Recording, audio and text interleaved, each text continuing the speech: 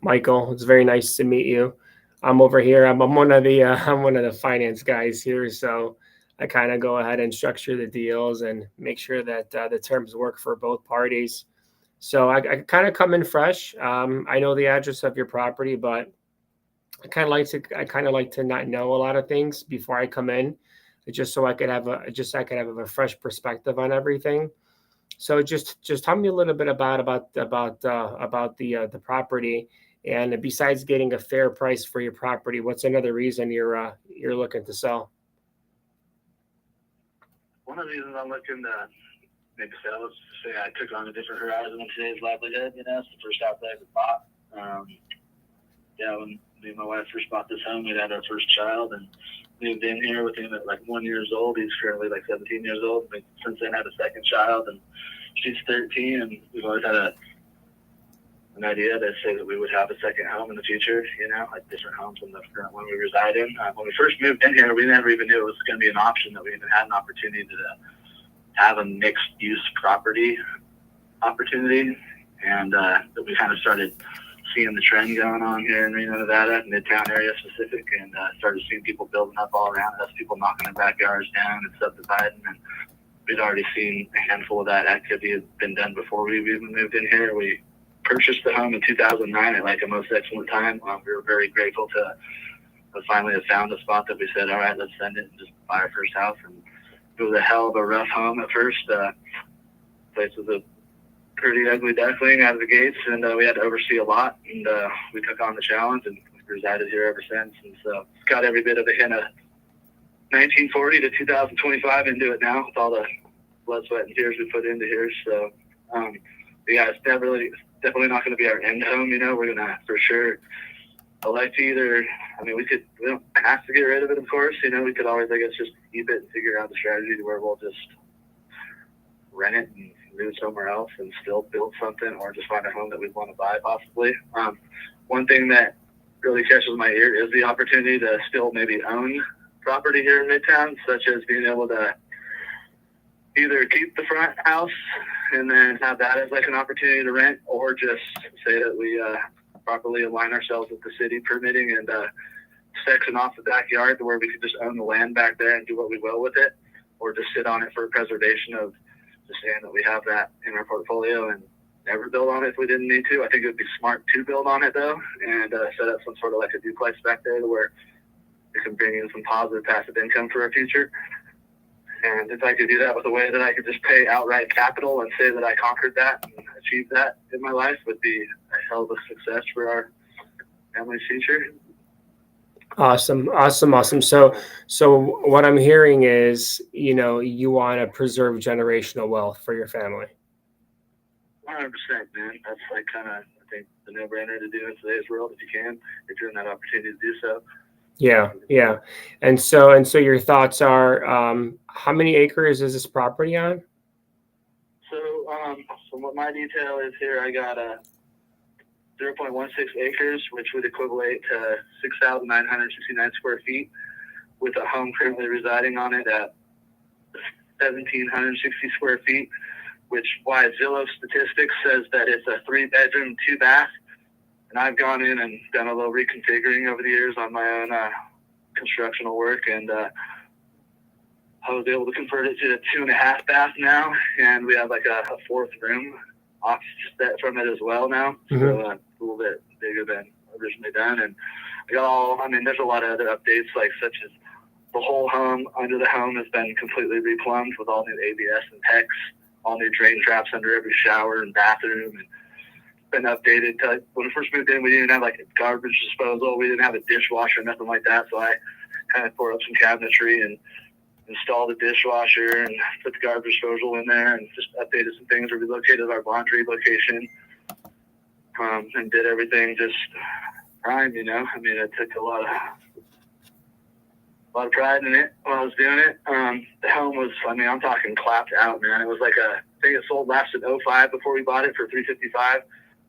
We came in on a short sale, and I had like $13,700 saved up at that time, and said, all right, I'm going to throw my life savings down on this place, and bought it, and I've just carried the note ever since. And we refinanced it at one point, and originally we were in a 30-year loan, paying like roughly like around $1,100 something a month, and I think we're at like $1,700 something now a month, and on a 15-year loan now, and I think we currently owe maybe like around $71,000. I gave Seth, I believe it was last week or 2 weeks back, the current statement of that, and it was like upwards of like $72,000 that we still pay on the note. And so, and I think my mortgage rate's like 3.65 if I can recall correctly. I don't have it right in front of me. But so currently I'm grading the house as like a 4-bedroom, 2.5 bath, but it's not listed that way with the city right now or Zillow's projection. Okay. And I mean, there's a lot of custom work in here too, man. I did like a lot of custom slate flooring, like old world castle kind of look, you know, and I got like granite countertops. I got slate backdrops in the kitchen against the walls and like updated appliances. Got nice matching slate facette against my fireplace drop, you know, because we're kind of grandfathered into the fireplace system. We got brand new water heater. We got heating and air conditioning. The lighting in the home's kind of old school, you know. Next thing I was going to probably do is just start maybe dropping some can lighting in the ceilings and whatnot. But I mean, it's still efficient, you know. That would kind of blossom the horizon up a little bit, make it a little bit more enlightening on that note. Yeah. The interior's painted pretty decent, you know. I mean, as years go on, people like to refresh their painting, I guess, and whatnot. The exterior of the home had been recently repainted, but it was kind of like I don't know, the guys that did it just kind of rushed it, hack job. We got like a nice aluminum siding throughout our whole home, so that's kind of cool. But then it's also a technique to paint that, I guess, with the hot and cold effect, you know. So there's been a little bit of like this, like kind of peeled off every once in a while. The roof's a little bit dated, I can definitely say. It would definitely benefit from having a roof. It's got like 3 layers on it. Like they shaped it out originally, and then it's got the asphalt, whatever you call it, the hard tiles on there over the shake.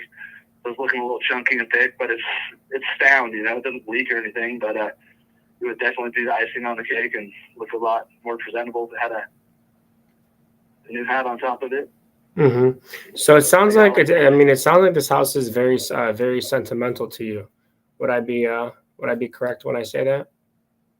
100%, man. I guess like my pride and joy, it is the place that I reside in and come home to and rest up to go forward in my daily living. So are you ready to let it go? Yeah, man, I could be down. Just depends on the right numbers involved and the right game plan. Okay.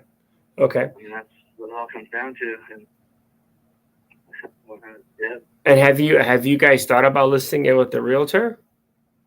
I thought about it, and I know a few realtors in today's world and stuff too. It's just like, who do you give the honors to do that for, you know? I know also that like Nevada's a state where you can kind of qualify just to sell it on your own as long as you get everything, I guess, properly projected on the proper terms per protocol to not be of any liability once you sell it or whatever.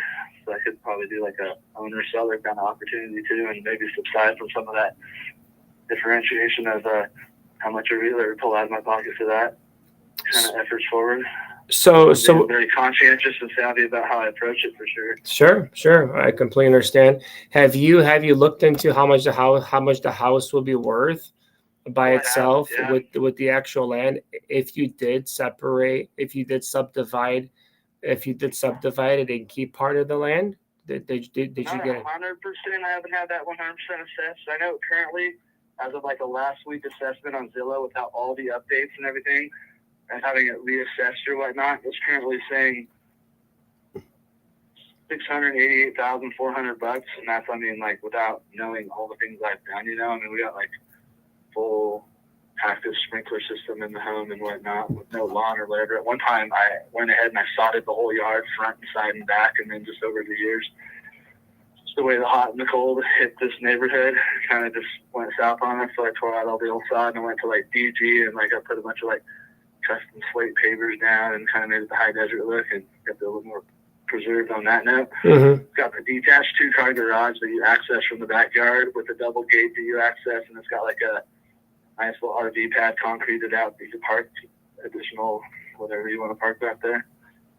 So when it comes to you dividing and keeping some of that land, separating the parcel. Is that a deal breaker, or is that not a deal breaker? I could sell the whole lot if it made sense, to where I could project myself getting into the next staging point where I call home, ideally the next goal, man, is to have probably minimal of an acre or more. I can go anywhere from an acre to 100 acres on my next future move, and I want to build a custom builder owner loan and have a badass shop with a car lift in there and just kind of do the American dream, and just nice, whatever I do, 3-bedroom to 4-bedroom home with 3-bath kind of minimum. And both my brothers have done that already. My dad's done several build outs over the years, and he's a guy that just kind of builds every once in a while, and then he'll sell a house for whatever little dividends he can get out of it.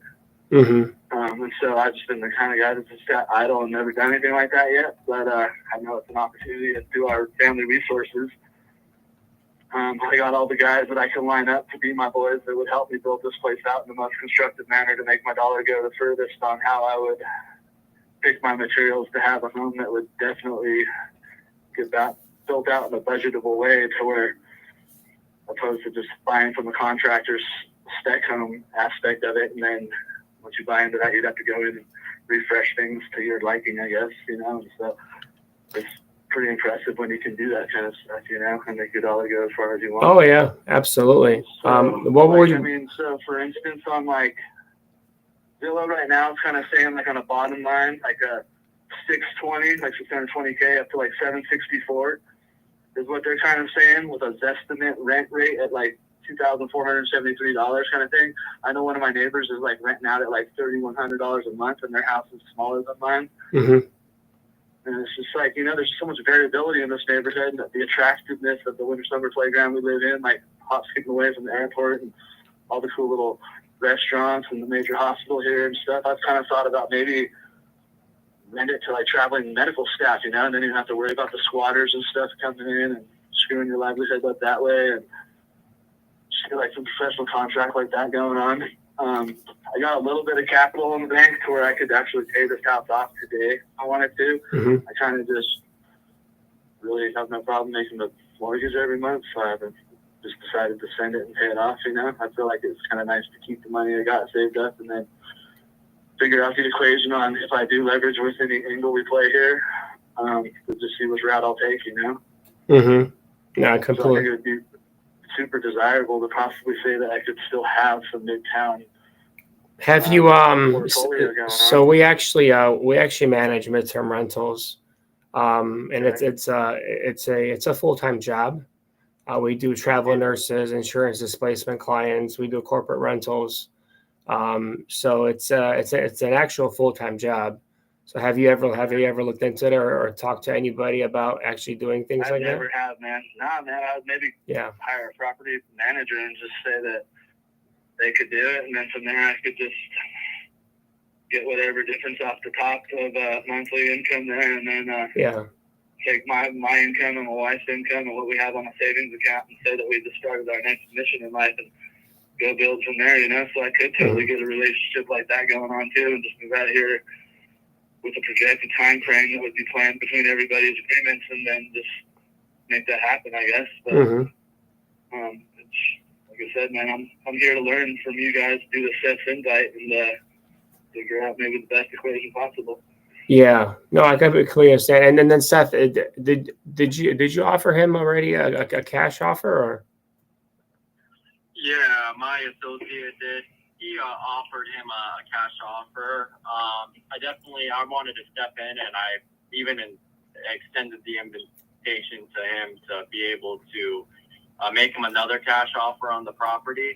However, it seems like in this situation, it sounds like he was more drawn to the idea of our creative offer based on our conversation. Correct me if I'm wrong, Jason, but it did seem like you were more drawn to the idea. I'm more open-minded to that opportunity, Seth, and being that offer was not an offer that I 100% absolutely accept at this time. It's far more or less than what current value even is listed on what this home would say if you looked up on the Zillow report, let alone what I personally think it would be worth sort of, moving into it with a little bit of slider room for the next party coming in, with maybe giving them a little bit of street credit on you guys wanting to reface a few things, like such as. Oh, of course. And I think we had that conversation. Yeah, so like, I mean, where Zillow, it's not always accurate. I told you, we base on comparable sales that, properties that sold within the last 3 months. And that's the only way that, cash offer for us, that's the only data that we can really make an offer based on. However, I did mention to you, no offer that's made over the phone in terms of cash has merit until I walk the property in person with you. However, based on our conversation, it seems like the creative offer was going to make most sense to you and what your agenda and your plans are for you and your family. That might be once we get a little bit more further into the conversation here, I mean, it's all got to be mathematically, logistically in the right. Well, Jason, let me part of the deal, let me ask you a question. What's most important to you? Because remember, there's a lever here, right?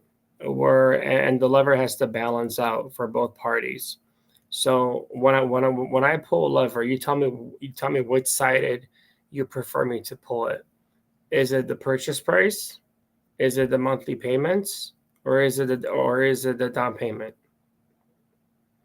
What did you say? What was that last one? You said a what payment? A down payment or a Purchase payment? price. We give you what's most important to you? The purchase price, the down payment to you, or monthly payments? If I were to pull a lever, which side would I be pulling on? Remember, you can't pull all three. Purchase price would probably be most appetizing. Just to say there was this one and done out of the gates might be most. The purchase price? To take a bite at. Like, I mean, that's something that you got to be extremely conscientious of, being it's like, I mean, obviously, this is my main stage here, man. It's like the place I own in today's world. I got nowhere physically yet to go other than I could just move out to one of my family's properties, and I got a badass toy hauler I could set up and then go look for a lot myself and just start building, is what So I would do. Or I would go search for a new home and just go buy a new home that fits my script, I guess, is what I'd do. Right. So the only thing is this: like, if we're going to give you your purchase price, right, and we get creative, then the down payment becomes lower. Okay. So you said you have some cash in the bank. So let's just say we give you 700,000. I'm going to throw out an example here. Okay. And we give you 700,000. We give you a $35,000 down payment. We pay for all the closing costs. We waive all real estate commissions, and then we work out a term with you. So we work out some payments that work out where we can still cash flow the property, because remember, we have to cash flow the property, right? That's how we make money.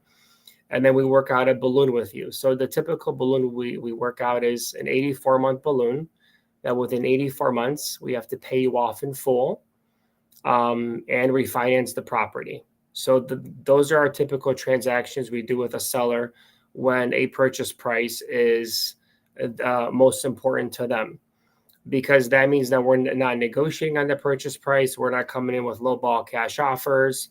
We're just saying, okay, you want 700,000. If 700,000 works for us with the numbers, if it works with the terms, then we can give you 700K. But we'll give you a little bit now, and then we'll give you a little bit later. But plus, we'll be giving you monthly payments every single month that are going to go into your pocket as well. So if I pull, go ahead, yeah. So if I pulled the lever that way, because you said purchase price, how does that lever sound? I feel like 35K out the gates wouldn't appetize me too much. I wouldn't want to probably buy on that. I'd want a little bit more capital down for sure. But, okay. I mean, so currently, I got. So let me ask you this question, right? Because I would have to go back to our underwriter. They would say, and they would tell me, okay, we're giving him his purchase price. We're gonna give him monthly payments, right? Because we're not getting an appraisal, right? How close can you come to the 35,000?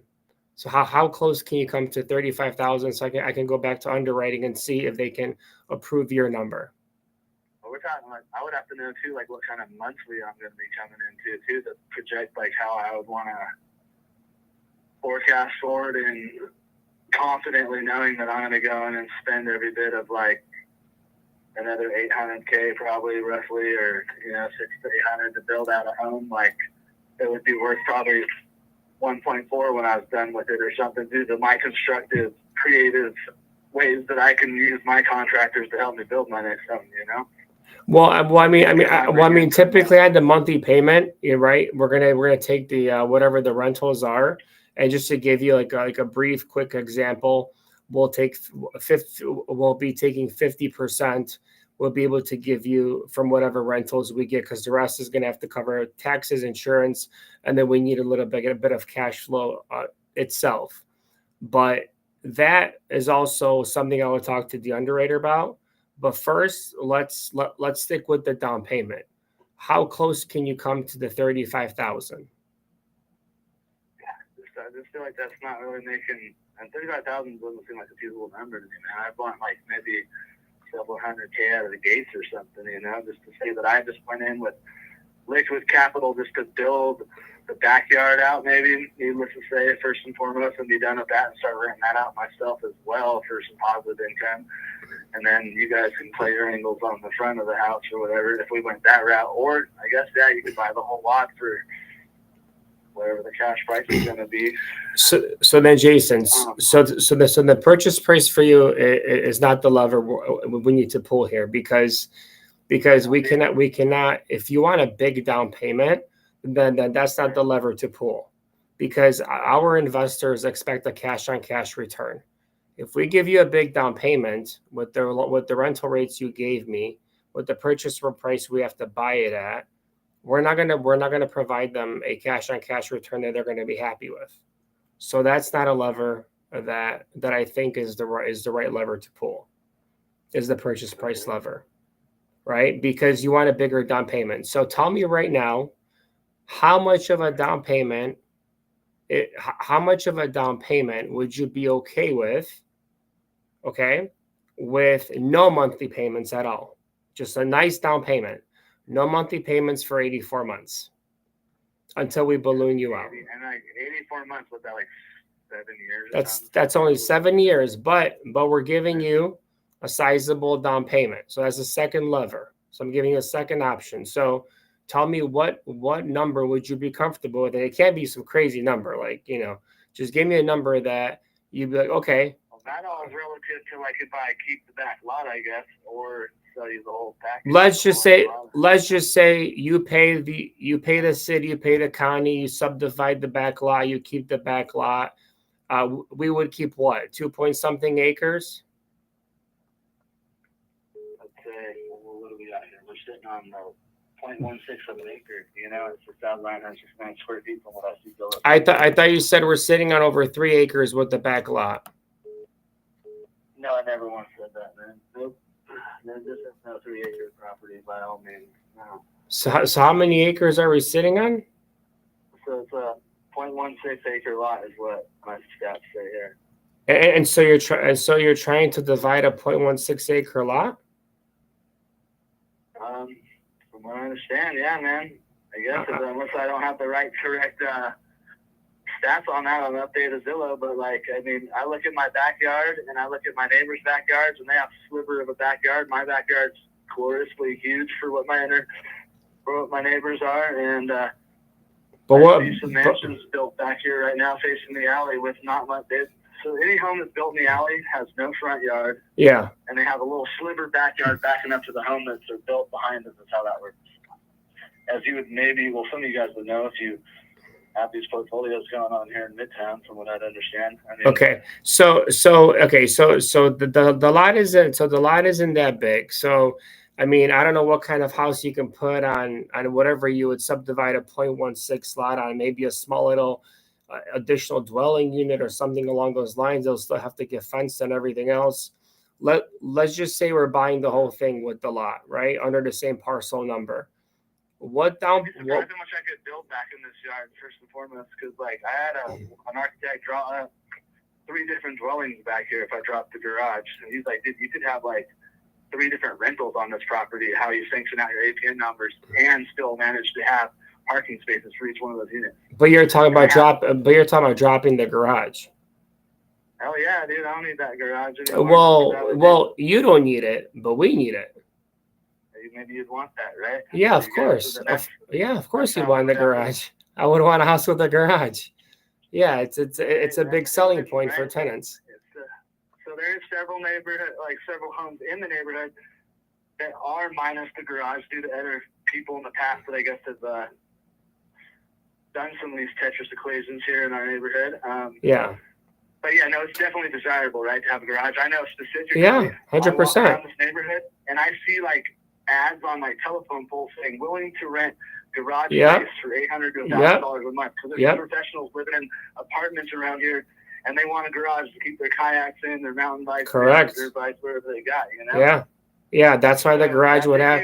That's why the garage would have to stay, because that's an asset right there. That's a big asset. That's a huge selling point for tenants. It's a lot easier getting a good tenant quickly with a garage than. And I could very well be open to that too, man. And then have only a little speck of that backyard where I could put a little mini, whatever you phrase it as, ADU unit or whatnot. Yeah, like a little casita or something, like you said, for your family, right? Yeah. Like a little Airbnb here in town or whatever. Yeah. I've seen that happen in the back alley too. There's like a couple guys I've watched build, and they have people coming out of there on the regular every weekend. People coming in for ski weekends or hot August nights or street vibes and stuff, and they're constantly having them rented out, you know. And so it's just how we play the game of Tetris, boys. It's how Jason, it's how you play Monopoly, right? We got to capitalize on everything we can. Okay, so well phrased. So going back to the levers, right? So purchase price, from what we just discussed, is not really that big of is a factor, but not as much. So now it comes to the down payment, because there's another option. If we were to give you a higher down payment off of, let's say, I don't know, a valuation of whatever the CMA would come back at, let's just say 650, right? How much of a down payment would you be like, okay, I like this down payment, I could work with this, I can put this down payment on my next house, build my next house. You guys are cool with me subdividing that land. Maybe we can partner on possibly building an ADU on it, things like that. Or I'll just take it on I'll just take the sliver of land, deduct it from the purchase price, and then separate it from the parcel, have a different tax ID number.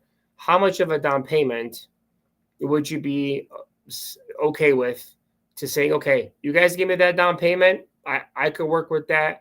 I got no payments until, and then I'll just, you guys take me out in 7 years or less, because we could take you out in less amount of time anyways, but we just do 84 months. And dropping it into like a 5 or 4 year kind of payoff plan too, if you guys are open-minded to that, because I mean, so I would be open-minded to letting you guys still have the garage, the front house, section it out within protocols, the city's limitations on having a little portion of that land still in the backyard where I could just have my own little fenced off section with access off that alley, build a little ADU, have myself maybe like a little 2-bedroom apartment with a single car garage under it off that one little section, because I could build up in elevation and still have a garage as well, plus like a little living quarters above it, and then the super simplified with pretty Guccified too, like nice appliances and looking state of the art, today's times, and go that route and still say that I have a portfolio of some midtown land. But then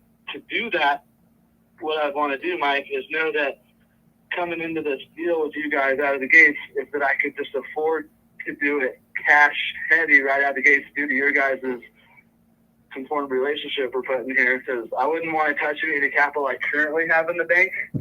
I would say, all right, you guys are going to give me a certain amount here for my home that faces the Arroyo Street side with the backyard access alley where we fence it off. You still have the garage. I have my little corner now that I can build at with the down payment you guys gave me. I could be free and clear building a minute little home structure back there. I can pay all my permits and stuff. And what I make annually in between my wife and I, we could just take that difference of what we get from the 50%, whatever it is, rent that you guys are going to rent this house out for in your portfolio of your masterminds that you guys do here in Midtown.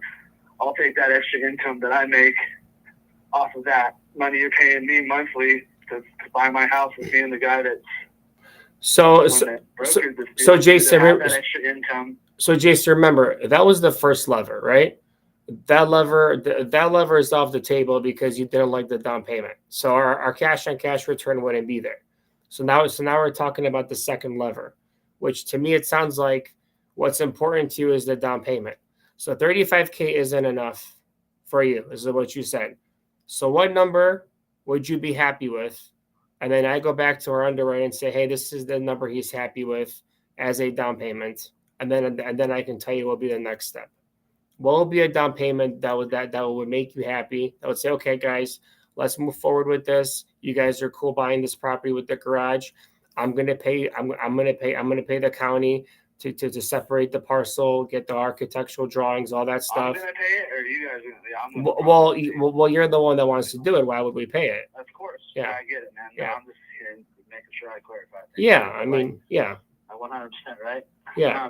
So I'd want to go to it conscientiously and confident, knowing that I have cash liquid due to the negotiation I made to sell this freaking house with the backyard and a portion of it with that garage, like I stated, and be able to do it free and clear from anything out of my pocket. So that would have to subside far further more than $35,000. Well, Jason, probably minimum, maybe like, I don't know how much an ADU would cost. I figured if I were to drop my garage now down today and just say that I did this on my own and took a second out on my house or something, I could probably build a badass infrastructure back there, like a freaking 3-car garage system with like a duplex or like even just a single apartment up there where I have like 2 bedrooms, 2 baths above it, and then still have 1 garage bay bayed off for the rental in the backyard, and still leave 2 garage bays for the front of the house, and have that like perfect equation where renters would be attracted to it, but then Jason, you can finance an ADU. It's not a big deal. You don't need to you would need to pay cash for an ADU. I would do that though and not finance it though, because I just want to be one and done with it and then move on to my next and live like, I guess. But then Jason, if you finance the ADU and the ADU is bringing you money, you can go and buy more stuff. Why would you put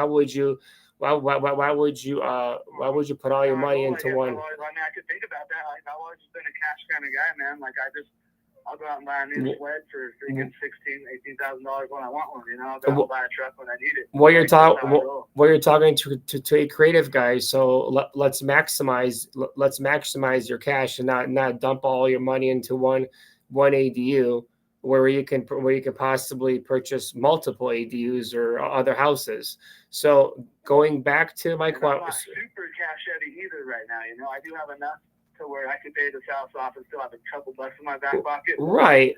So if we gave you a down payment, why would you want to go and pay cash for an ADU? It makes zero sense to me.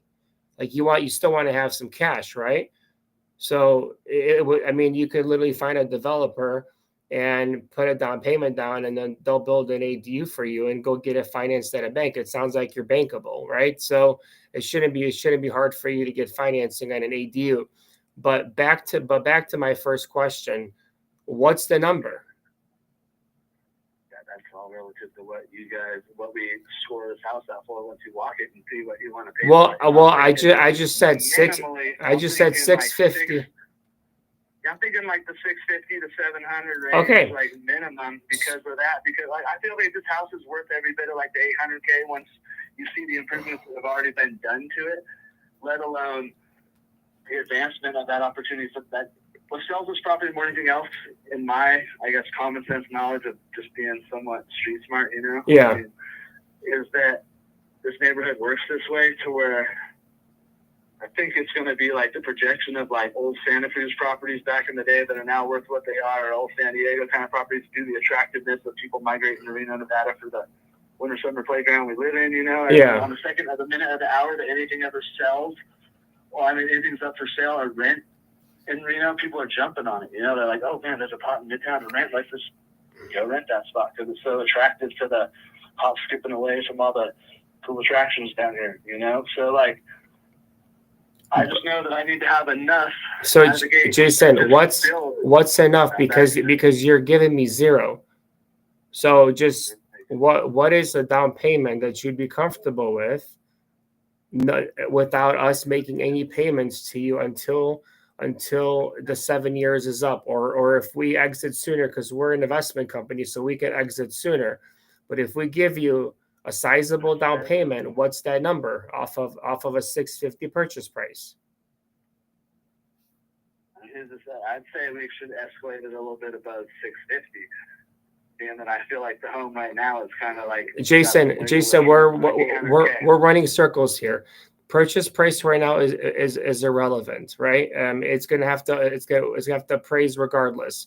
So just tell me, based off of a 650, 700,000 purchase price, whatever, what is the number for a down payment? I'd say like 250K. 250K. Okay. That'll make me build the baddest ass little ADU on how I want to do it on that little sliver of land I still have. Okay, so let's just say 200. Okay, so let's just say 250K, right? Okay, let's see here.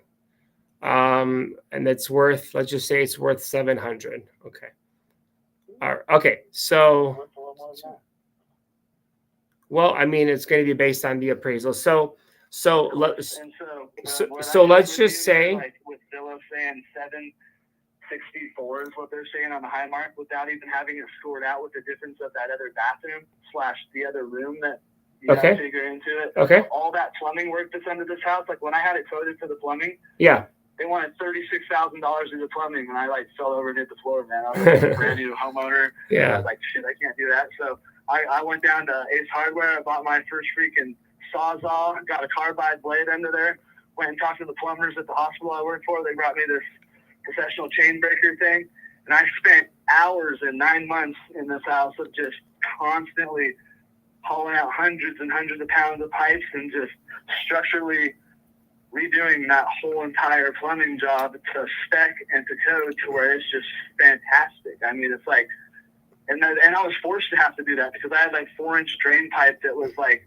leaching, and it was like restricted down to like a 1/4 inch. And every time I would turn on like my faucets, I was getting like low pressure and like getting little granules of like grains of metal that was breaking down in those pipes, and little stalagmite, like little rust icicles coming off the pipes. And so I had to cut out a 10-inch, well not 10-inch, about 10-foot section from where I originally put that garbage disposal in. Yeah.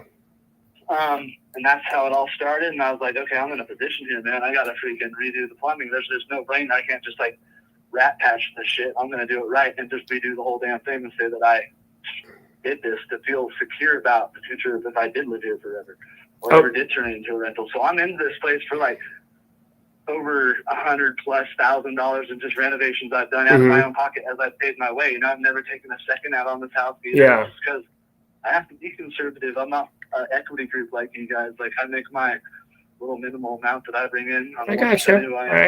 Listen, we're all regular guys. You know, just because we're in an investment group doesn't mean I'm not a regular guy like you, man. I just know finance. Style, man. You guys are, you know, part of the deal kind of people, and you guys are bad man pajamas making big moves in today's world. I'm just looking to try to say that I sent it in a way that it's going to make sense for me, brother. Yeah, no, of course. That's why. Disrespecting your strategy by any means, brother. That's why I'm giving you different levers to pull, right? So here's where I'm going to end this conversation, okay? Because I have another appointment with the seller. So here's where I'm going to end this conversation. If I cannot get you 250K down, what's the lowest you'll take? Because I have to go back to underwriting and talk to them. What's the lowest you would take? If I can't do 250, what's the number that I can say, listen, you know what, if we can't do 250, he's willing to do this, and we can move forward. Let's just throw a wild number out there, like 200. How much? 200? Like 200K. Okay. Yeah, okay. So I got between 2 to 250. So I'm gonna first go to the underwriters at 250. Okay. And then I'm gonna go back. Now remember, the 250 that we give you, right? 70. If I do get approved for 250, that mortgage has to get paid off. That's 70K. Does that make sense? So you're telling me, so out of that 250, then I'm gonna have to come out of pocket to pay the mortgage? No. If I get approved for 250 and that 70K gets paid off, then you still walk away with 210, which is exactly where you want to be at. So there's going to be no mortgage on the property besides our mortgage, right? Besides our mortgage from our debt Sure, fund. it's me still being the owner, but you guys are gonna have a term of timeline to pay it off, of course. Yes. With Yes. everything attorney and stuff to know that I have a safe haven, known that like if something were to default, then I got. You're gonna be actually you're gonna be a part of our LLC on this property. So you're gonna be a capital contributor. So your entire seller financing portion is gonna be protected through the LLC. So we cannot sell, we cannot refinance, we cannot put any liens on there, any encumbrances on the property without your permission, without your knowledge. So you're basically going to be a 5% member of our LLC that has his equity locked up inside the property. So you're going to be a capital contributor, and we're going to get our own funds that we're going to raise to give you that 250 to give you for you to get that cash at closing. And since I know you have a $70K mortgage on this property, what I'm going to do is I'm going to push as hard as I can to get you that 250, but I can't promise you that. But I like you. You're a good guy, and I'm gonna see. I'm gonna see what I can do. Right, and I am a good guy, but like I get it, man. Like anybody can say anything, and we think they're likable over the phone, but like I'm 100%, man. It's today's time, 2025. You can't really trust anybody and tell me you've had an endured relationship for multiple years, because that's just how the world works, bro. It's the creepiest it's ever been since 2017. I feel like it's just different anymore, you know. I completely agree with you, and like I said, everything that we do is going to be on the operating agreement. There's going to be a first closing. You're going to get your funds wired into your bank account. You're going to sign an operating agreement that's going to have show your capital contribution to the LLC. Everything is going to be on paper, so you're going to be able to review everything. So. And I'm going to have a projection of like how much I'm making per month off the estimated rental rate of whatever, on how you guys get your dividends out of this. So Jason, paid off or whatever. So Jason, remember, the reason I'm able to give you such a big down payment is there are no payments for you until we pay you out after the 7 years. I can't give you $250K and still expect to give a cash on cash return to my investors. The interest rates right now we're borrowing at are about 7% interest rates. I cannot pay you. The impression that you guys were going to try to use my interest rate still. No, we're not. We're not using your interest rate. Your mortgage is done. Your mortgage is going to be paid off. You're no longer going to have a lien on the house. Yeah, your mortgage will be done. So, just saying.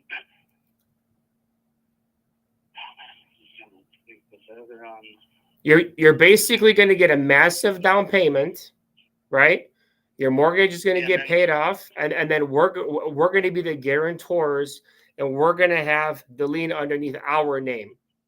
And you're saying in 7 years I'm going to get a balloon payment of the difference. Yes, exactly. Yep, papers, right? Exactly. Yep. And it's all going to be printed out on the operating agreement, which is the LLC documents, which everything is going to be governed by the LLC. So you're going to be a member of the LLC and a capital contributor. So, and there's going to be provisions in there. Everything's going to be in there. You'll be able to look it over. And in 7 years, and it could be less though, Jason, it could be 7 years or less, because we've sold properties before earlier. It just depends on the real estate market, right? Like if we feel like we could make some money to selling it to one of our hedge fund partners or one of our other investors that want to do something else with the property, then you can get bought out a lot sooner, right? But 7 years is going to be the marker, because I'm going to be asking my underwriter to give me $250,000 to give to you. Does that make sense? I mean, the way you're saying is this how that's going to work, period. Yeah. I mean, I want to just know that I'm going to be secure knowing what I bring in annually / my wife / the little bit of upfront we're going to get is going to sustain my next mission to say that I'm going to build the next caliber of home that I want to live in, obviously. And so, being that we're in the early interim of this structural conversation here, I just got to think about it to the utmost efficient degree to know that I'm going into it 100% confidently. Because, like, I've never been the man that's ever been an impulser. Like, my wife's way more impulsive than me, for instance. Like, we bought our first brand new car in 2020. She just had to have a brand new car for once in her life. And so we go down to Toyota, sign the deal, buy a freaking $49,000 Toyota 4Runner, like Adventure Series. They go, hey man, we'll give you $1,000 for your Honda Accord. This thing's like mint condition, beautiful, free and clear, paid off, all the proper maintenance records. I was like, she's like, oh yeah, just take it then for $1,000. I'm like, are you kidding me? Hell no, we're not going to do that. And so I put it on Craigslist and I sold it for $4,500. 6 hours later, after leaving the lot for the first party that showed up to grab the car. Nice. It's like I'm not as like some people are impulsive, you know. Like yeah. I'm constructive. Like I feel like I should work for your team or something. Well, listen, if we make this deal done, then why not? We can discuss that. So it's not about being impulsive, in any way. It's about basically understanding the structure, but then being confident enough to move forward and getting what you want. That's why I gave you all those levers to pull on, right? Right. And the confidence is the thing, right? You got to be confident, right, 100% inclined on what your moves are in today's world to say that you're going to succeed and not right dip under. You know, like I mean, like no, I get it, man. And if I can one more time hear you how you phrased all those levers, because maybe I can kind of brainstorm a few more of those as you kind of move forward on this first opportunity of presenting it to your underwriter, and then.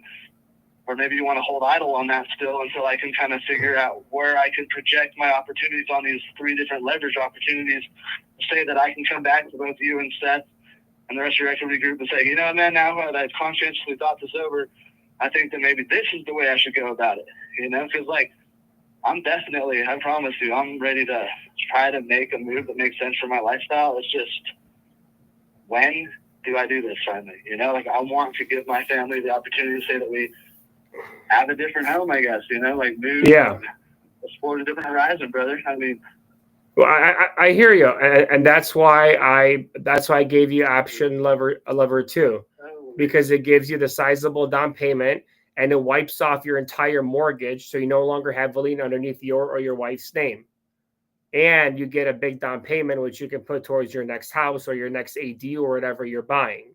So. That's from the conversation that you've been telling me this whole time, and I've been listening to you. You're trying to do, and then splitting up the lots, right, and building up that ADU. You have plenty of money to build that ADU. You don't have to buy. You have plenty of money to build the ADU with a developer and an architect. And probably still have money left over, because I don't think you have to put down $200,000 to build an ADU on that lot. But let's do this, because I really have to go, my friend.